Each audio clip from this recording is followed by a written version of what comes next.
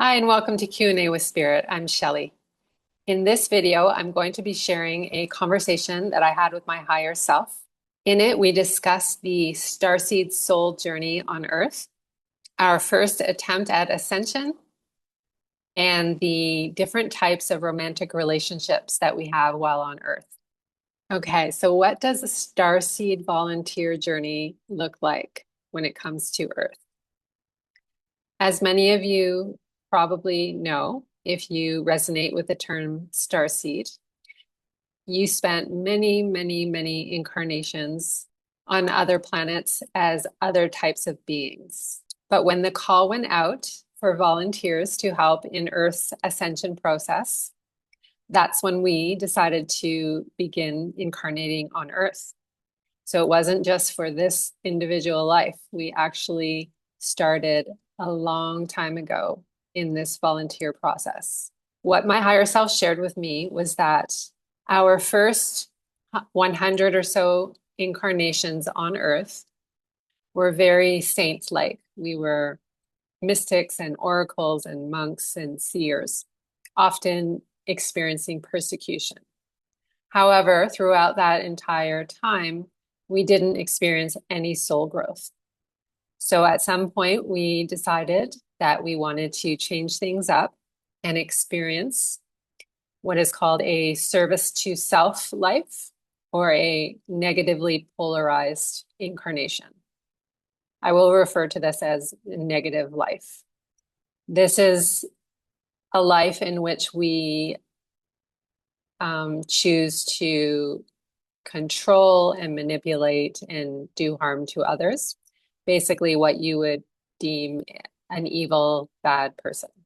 Some of us chose to continue in the negatively polarized path of evolution throughout many lives until we were able to evolve to the sixth density, at which point we had to switch back to the positive life in order to then become the higher self.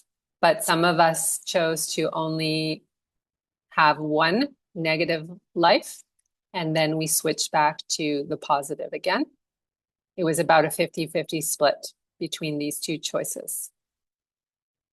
And if you're unfamiliar what I'm talking about right now, I highly recommend you check out The Law of One.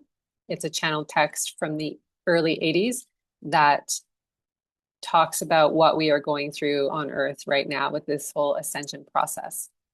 I'll leave a link in the description actually to a playlist by Aaron Apke, who really explains the whole thing really well. Once we experienced a negatively polarized life, it was then time to begin clearing the karma that we created in that life.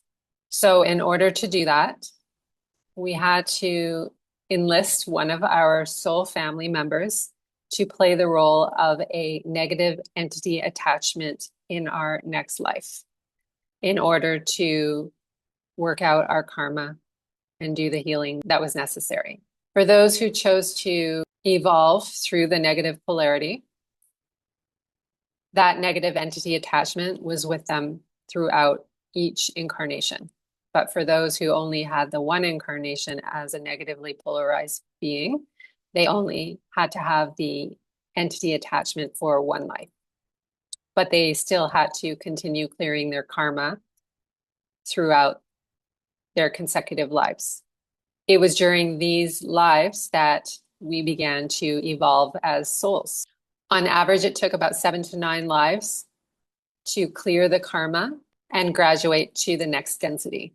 Currently, the souls that have reached the 5th or 6th or beyond density are known as the first wavers. The souls that have reached the 4th density are known as the second wavers, and the souls that are graduating to the 4th density in this lifetime are known as the third wavers. Now, if you know Dolores Cannon's work, she talks about the 3 waves of volunteers.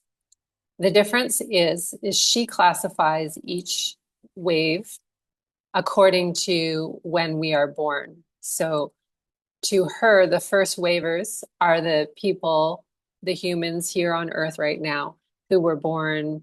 I don't know the exact dates, but I think back in the, I don't know, 30s, 40s, 50s, 60s, somewhere around there. And then second waivers were born later and so forth. But the information that I received was that the classification of the different waves was dependent upon the level of advancement of each soul, which to me actually makes more sense, but choose what resonates with you. The good news is we are now heading towards a time in which we will be experiencing 1,000 years of unity consciousness, in which all beings will be positively polarized. There won't be any soul growth at this time, but it will be a beautiful existence here on Earth. After that 1,000 years, the Earth will switch back to a 3D planet, and we will have the option, if we want, to incarnate again and experience more soul growth. Each soul has the ability to evolve all the way up to 12th density. And then at that point, we can choose to create a whole new universe if we want. Okay, so the next thing I'm going to share with you is about how all of the Starseed volunteers have lived this life before. We attempted the Ascension process, but unfortunately we failed. We weren't able to achieve the 51% shift to fourth density. So Source gave us another shot. If you've ever experienced deja vu, now you know why. The second time around, we as the souls adjusted our soul plan to ensure that we would make it this time. And we have. We officially hit our 51% threshold on July 10th. This means that at least 51% of the collective has graduated to fourth density and are living from their hearts. Now, when I say the collective, I don't mean the entire population. Only 75% of the population consists of individuated souls. The other 25% are what we would call background players or NPCs, and they are not included in this count. I'm curious, what are your thoughts on this? Does it resonate for you? Have you ever experienced a deja vu and wondered, what is this all about? I'd love to hear about it in the comments. Okay, now we're going to get into the different types of romantic relationships that we can experience while on Earth. Before I get into that, I'm just going to explain one quick thing. We are each an individuated soul that is part of an oversoul. Each oversoul consists of 12 individuated souls. These souls are our soul family. We also have a group of 12 souls total that are a soul tribe. And these soul tribe members will incarnate with each other life after life and play different roles for each other in order to help all of us with our soul growth and evolution. Soul family also incarnates many times, but not necessarily together every single life. So what we call a soulmate can be a member of our soul family or our soul tribe. And a soulmate doesn't have to be a romantic partner. It can be anyone in your life that you have a connection with. A twin flame is a very misunderstood concept. Every individuated soul splits into two in order to have two completely different experiences during their incarnation. Therefore, the chance of actually meeting your twin flame is like 1%. If it does happen, it was planned before incarnation. It will be a positive experience and it will feel like home when you're with that person. It may or may not last a lifetime, but if it does end, it won't be a traumatic type of ending. It will be like a conscious uncoupling. And there will be both soul and human growth from that relationship. Next, we have the karmic relationship. Currently, this is the most common type of relationship. It's always between two family or tribe members. It's always pre-planned in order to clear karma. It can definitely be traumatic. It is meant for soul growth and human awakening, as it will trigger healing If the couple makes it to the other side, it can become a divine union, which I will discuss shortly. Only about 20% of karmic relationships evolve into a divine union, though. A karmic relationship can be abusive. Okay, I'm going to talk about abusive relationships right now. So if you have experienced an abusive relationship, I really hope this will bring you some solace. Okay, so with an abusive relationship, which is a karmic relationship with someone from your soul family or soul tribe, it is pre-planned. The abuser chooses to live a service to self life, and the victim hopes to clear karma. This is a situation where the two souls decide to take a turn playing the abuser and the victim in two consecutive lives. It is meant for both soul and human growth. And the abuser soul hopes to be able to go from a negative polarity to a positive polarity in that life.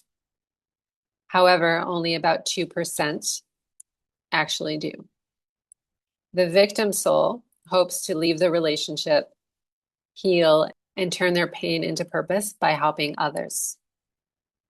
But once again, only about 2% seem to be able to do this. Once a soul transitions from this type of experience, they will then receive a lot of healing on the other side. Karmic relationships are also meant to help clear ancestral loops from the ancestral lineage as well. Next is a 3D relationship. This is a relationship that wasn't part of the soul plan. It has no rhyme or reason to it. It is simply a human experience. It can be both positive or negative. It most likely does not contribute to the growth of the human or the soul. And if you find yourself in this type of a relationship, it means that you've taken a detour from your soul plan. Currently, about 20% of relationships fall into this category. Next, we have the sacred or divine union. In the new earth, this will be the most common type of relationship. This relationship was pre-planned before our very first incarnation on earth. It is between two soul family members, and it always lasts until death. It will feel like home.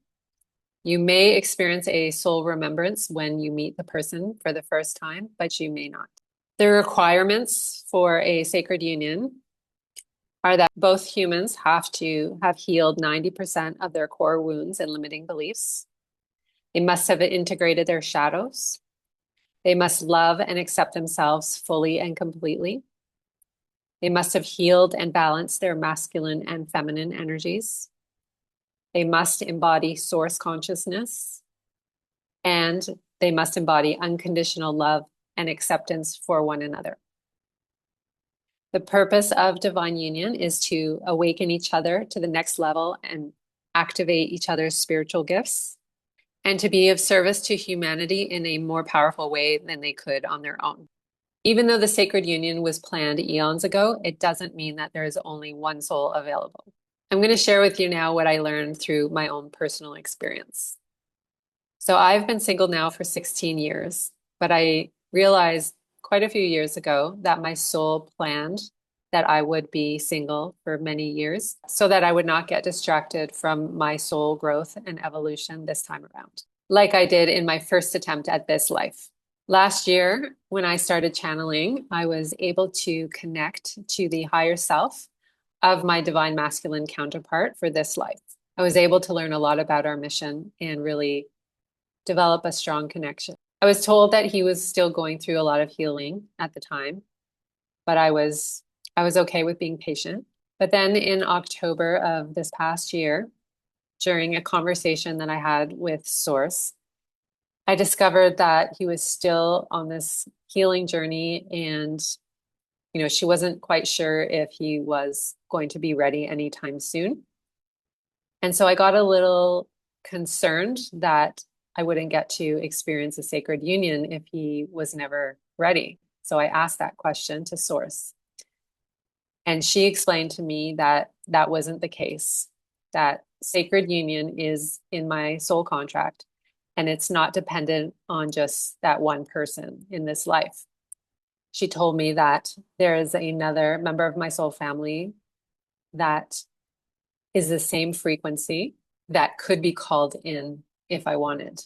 I was initially a little taken aback by that idea, but I was curious. So I asked some questions and I asked Source what she would do if she was in my human shoes, which she is, but she understood what I meant.